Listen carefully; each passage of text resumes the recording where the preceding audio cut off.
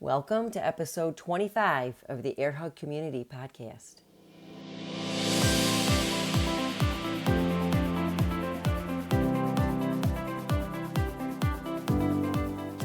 You're listening to the Air Hug Community Podcast. I'm your host, Judy Arizosa, and on this podcast, I bring you conversations and stories from guests and myself that inspire us to thrive on a higher level. We talk about things like relationships and habits for optimal health and how we see the world. The Air Hug community is here to help you realize that improving the lives of others will boomerang back to you exponentially. And remember, not to be too serious. Life is better with a daily dose of smiles and air hugs. Hey, here we are back again on the Air Hug community, and I'm actually recording this on a Friday, and I was just laughing to myself because Friday used to mean getting all dressed up, going out, maybe starting with happy hour, hanging out with our friends, and then sticking around for a dinner and having a long, fun evening. Okay, so now Friday means making pizza dough.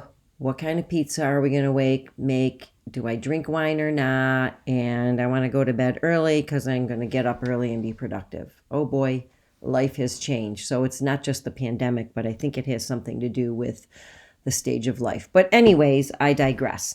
Today we're talking about an obstacle. And I'm going to dare say two obstacles, but one is way more common than the other, and these have to do with fear. So the biggest, most common, I guess we should say, obstacle that people think of when they're ready to make a change or achieve a goal or start a new venture or chapter in life is fear of failure. It's very well known, and it's definitely out there, right? Nobody wants to fail. What if I fail? You know, and there's that great little quote that somebody wrote, and it's all over social media all the time. You know, what if I fail? And it's like, oh, darling, but what if you don't fail? Well, anyways, let's talk about what happens if you don't fail. The opposite of failure is success, correct? So we're talking here about fear of success. So success, along with success comes many things, and fear of change being the most important one, right? And the most obvious one. And so fear of change may actually be the hurdle we're more afraid of than fear of failure. So first of all, let's back up a bit, right? Everybody fails. Fear of failure can be paralyzing. It can hold us back. It can prevent us from even beginning, right? It has to do with not wanting to take a risk.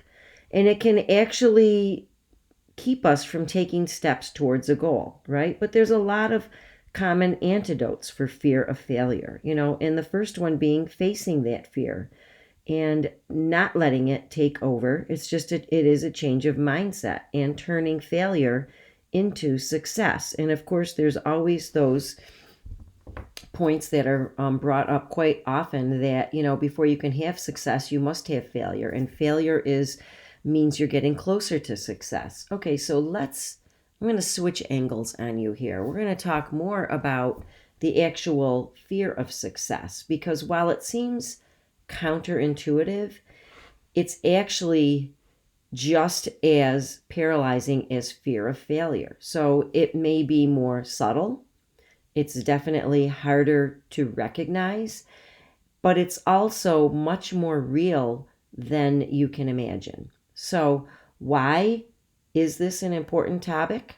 Once again, let's back up and think, okay? Success creates change. So along with success comes change, right? So if you fail at something, you can always go back to the old way. Hello, comfort zone, right? You may not be happy about it, but there is actual comfort in going back to doing what you know. Now, if you succeed, then it's a new game with new territory and lots of unknowns, right? So think about athletes, musicians, performers, when they become famous, there's a level of a success that has a lot of requirements with it. There's a lot of requirements to maintaining success. Alicia Keys actually writes about this in her book, More Myself. She talks about the incredible pressure to produce her second album after the huge success of her first album.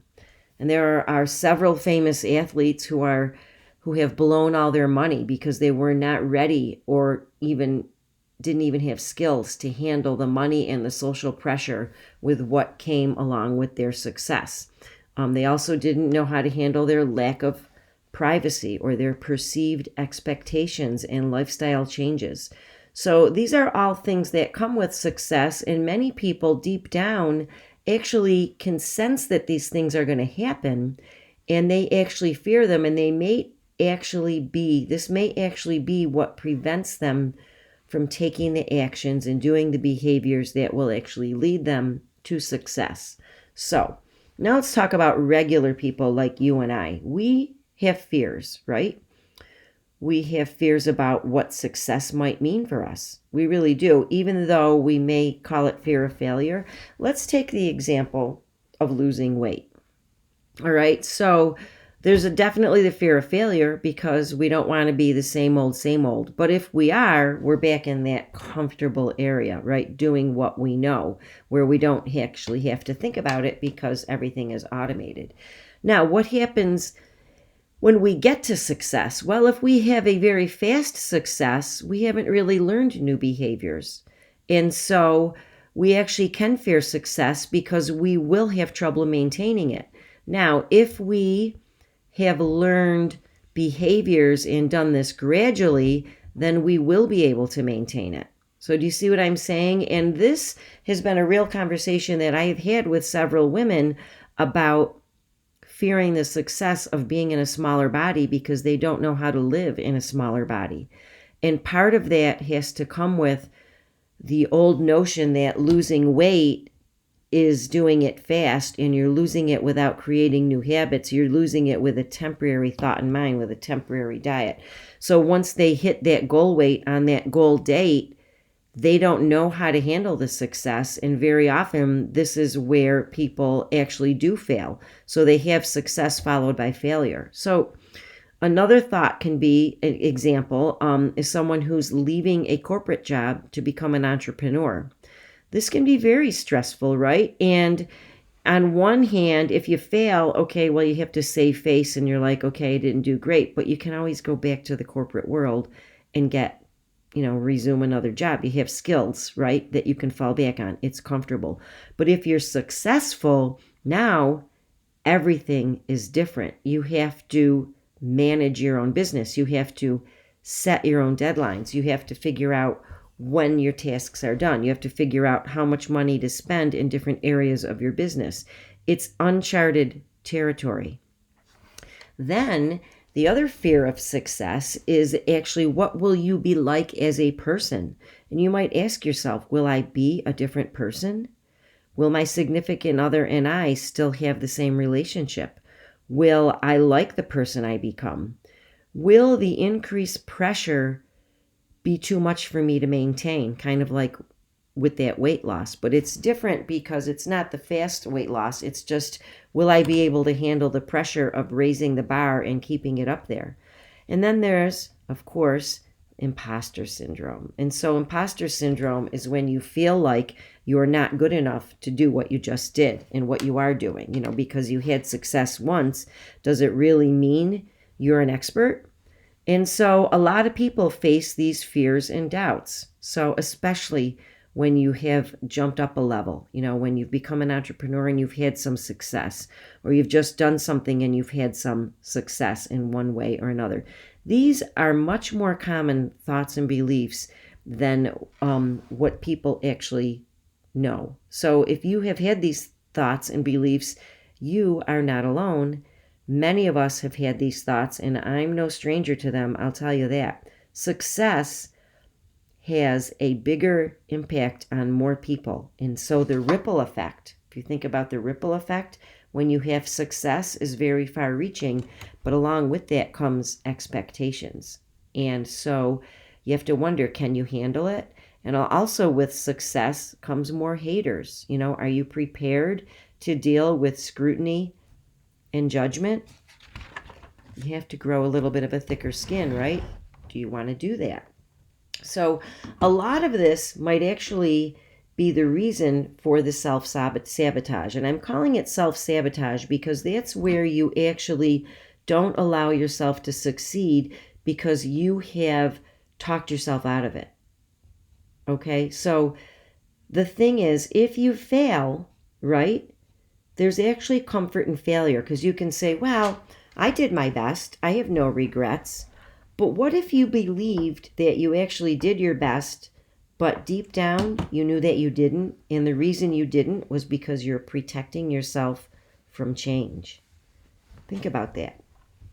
If you believe that you gave your best on the outside, but if you actually deep down something didn't feel right and you had that little gnawing thing at you, and you're like, you actually, when you really thought about it, you knew that you didn't give your best. But the reason you were doing that was so that you could stay where things were comfortable, where you could stay basically what I like to call in your cheers. When they walk into Cheers, everybody knew their name. That's the comfortable place. Some people just want to stay where life is comfortable. But I will say that if you stay in your comfort zone, you will never grow and you'll never know what it's like to do things differently. So ask yourself this. Are you really satisfied with a mediocre effort, if that in fact is what you've been doing to prevent yourself from going any further? Where are you on this thought process? Maybe that's not you at all, but for some of us it might be. There's a no end-all solution here, but it is important to tease out the stories in your head and get to the root of them. A lot of people, I deal a lot with people trying to feel better and look better. And a lot of people will come to me for weight loss. And I really teach more of habit change and behavior, and weight loss is secondary. And that's probably why some people won't work with me. But I won't do quick weight loss. It's more sustainable behavior. And so, for one thing, that will actually take the fear of success out, because by the time people get to success with sustainable coaching, they have the behaviors and habits in place.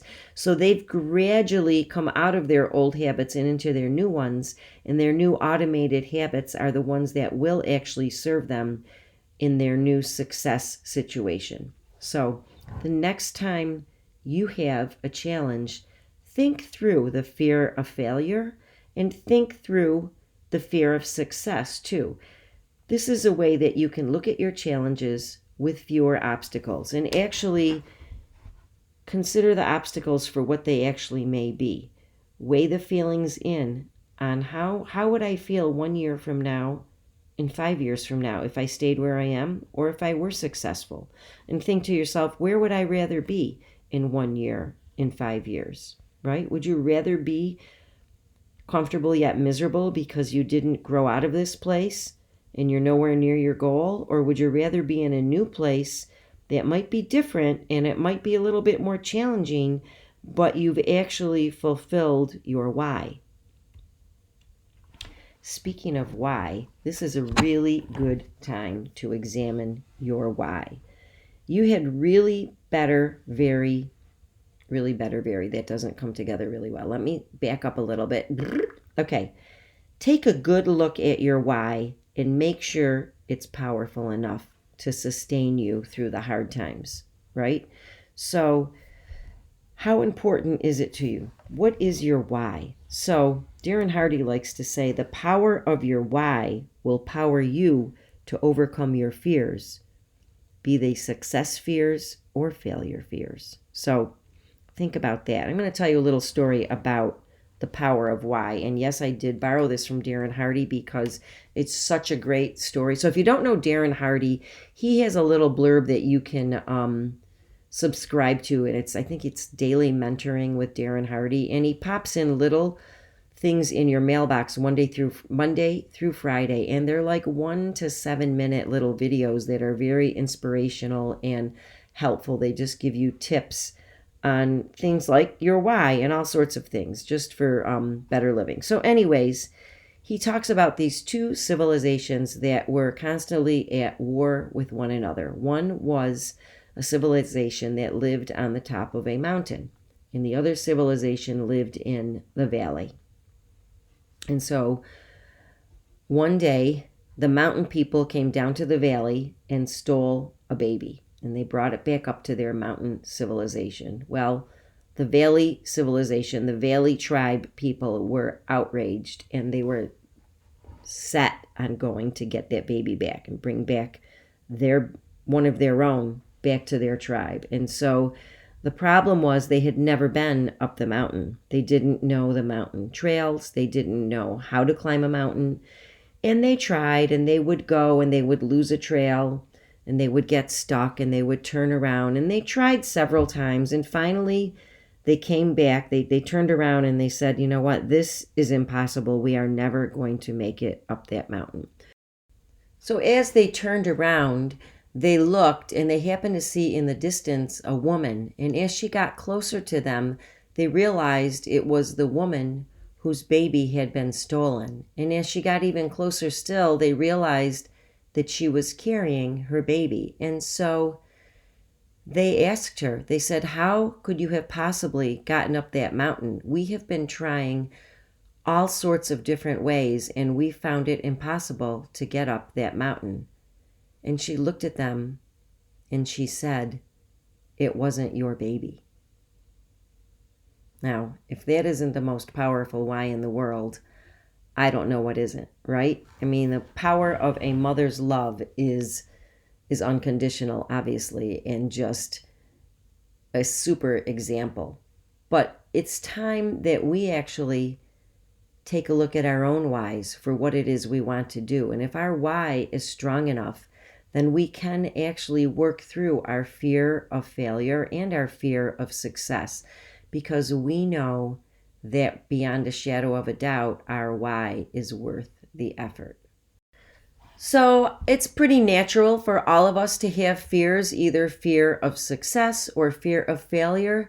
But honestly, if we would just take a step back and number one, examine our why. Why do we want to make these changes? You know, the diet, or leaving our corporate job, or maybe starting or ending a relationship, or changing jobs, whatever it is, whatever that big change is that we want to make, take a look at it. Why do we want to do it? And then go through the thoughts in our head. And this is where journaling can really help. Journal out the fears of success, the fears of failure. And then really, it could be as simple as making a column of, you know, failure, this is what you're going to get. Success, this is what you're going to get. Which column would you rather be in?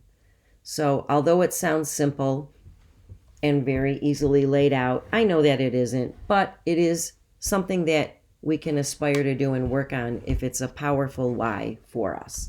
So I want to thank you very much for listening today. As always, this means so much to me to share things on the Air Hug community, and it means even more to me when you continue to share them by subscribing and writing a review, and also sharing it on your social media. Grab a screenshot and share this all over the place if you think that this helped you, or if it could help someone that you care about in any way. And remember, new episodes come out every Tuesday, with an occasional little mini episode called In a Nutshell that will come out extra on some Thursdays. For more information on my Mission Nutrition membership, you can find an information page on gratefulfitnessny.com or judyarazosa.com under Work with Judy or Services, and I will actually post a link to this in the show notes.